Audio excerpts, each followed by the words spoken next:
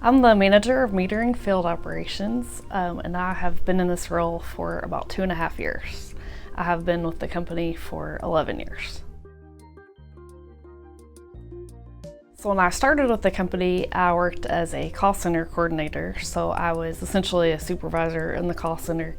And after some period of time, I got promoted to be the manager of business operations. So at that point, I was responsible for the cashiers, collections, and new service applications. I enjoy handling escalated issues or problems that our employees bring, because I think sometimes they feel like they reach out to someone and with a problem, and to be that person that can follow up on those problems and get an answer for them really makes me feel like I've done something good. And I really enjoy working with people, so the personal relationships make my job very meaningful. Well, one thing would be that, a toilet leak, something that seems pretty insignificant to customers, can create an increase on your bill, and sometimes it's a pretty substantial one. So, if customers can do the things to check their internal plumbing, before we come out, that's certainly a big help.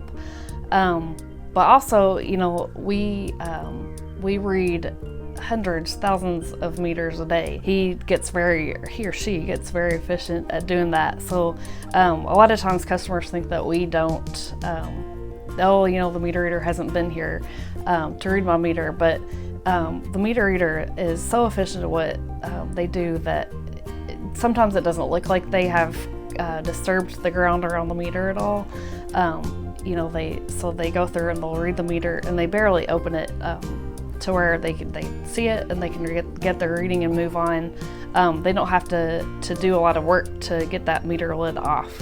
And also, we have devices where they don't have to read the meter by opening the lid. So, we can provide that information to the customer if they just, ask the question of how's the meter reader reading my meter.